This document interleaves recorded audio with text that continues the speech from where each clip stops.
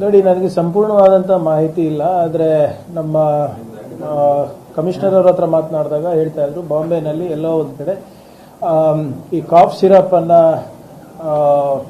ಏನು ಅನಧಿಕೃತವಾಗಿ ಮಾರಾಟ ಮಾಡಲಿಕ್ಕೆ ಪ್ರಯತ್ನ ಮಾಡ್ತಾ ಇದ್ರು. 27,000 ಮೌಲ್ಯದ ಕಾಫ್ ಸಿರಪ್ ಅನ್ನ ಇವರು ಮಾರಾಟ ಮಾಡ್ತಾ ಇದ್ರು ಅಂತ, ಮಾರಾಟ ಮಾಡುವ ಪ್ರಯತ್ನ ಮಾಡ್ತಾ ಇದ್ರು ಅಂತ ಮಾಹಿತಿ, ಪ್ರಾಥಮಿಕ ಮಾಹಿತಿ ಬಂದಿದೆ.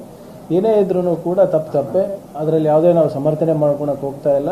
ಆಮೇಲೆ ಈಗಾಗಲೇ ನಮ್ಮ ಜಿಲ್ಲಾಧ್ಯಕ್ಷರಿಗೆ ಮತ್ತು ನಮ್ಮ PCC ಇನ್ಚಾರ್ಜ್ ಯಾರಿದ್ದಾರೆ ಅವರಿಗೆ ಮಾತನಾಡಿ ಅವರಿಗೆ ಅಮಾನತ್ ಮಾಡಬೇಕಂತ ಕೂಡ ನಾವು ಆಗಲೇ ಶಿಫಾರಸನ್ನು ನಾವು ಮಾಡಿದ್ದೇವೆ. ಅದನ್ನು ಕೂಡ ಈಗ 1 ತಾಸು 2 ತಾಸಿನಲ್ಲಿ ಆಗುತ್ತೆ. We have zero tolerance in the party for all this. ಇಂಥವೆಲ್ಲ ನಾವು ಆಸ್ಪದ ಮಾಡಿಕೊಡೋದಿಲ್ಲ. ಮತ್ತು ಇದು ಯಾಕಾಗಿದೆ ಹೇಗಾಗಿದೆ ಅಂತಲೂ ನಮಗೆ ಮಾಹಿತಿ ಇಲ್ಲ.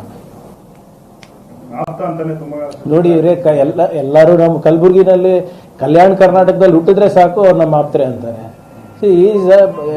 ನಮ್ಮ ಕಲಬುರಗಿ ದಕ್ಷಿಣ ಅಸೆಂಬ್ಲಿ ಕಾನ್ಸ್ಟಿಟ್ಯೂನ್ಸಿಯದ ಬ್ಲಾಕ್ ಅಧ್ಯಕ್ಷರು, ಅದನ್ನು ನಾವು ಡಿನೈ ಮಾಡೋಕ್ಕಾಗೋದಿಲ್ಲ. ಆಫೀಸ್ ಬೇರೆಯವರು ಇದ್ದಾರೆ, ಡಿನೈ ಮಾಡೋಕ್ಕಾಗ್ತಾ ಇಲ್ಲ. ಅಥವಾ ನಾವೇನು ಜವಾಬ್ದಾರಿಯಿಂದ ಜಾರ್ಕಂತನೂ ಇಲ್ಲ. ಎಲ್ಲರೂ ನಮ್ಮ ಆಪ್ತಾನೆ ಅಂತ ಹೇಳಿದ್ರೆ ಹೆಂಗೆ? ಈಗ ಬೀದರ್ ಕೇಸ್ನಲ್ಲಿ ಆಯಿತು, ಅದರಲ್ಲೂ ನನ್ನ ಆಪ್ತ ಅಂದರು.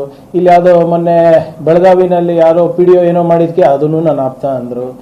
ಎಲ್ಲರೂ ನಮ್ಮದೇ ಆಪ್ತರು ಅಂದರೆ ಹೆಂಗೆ?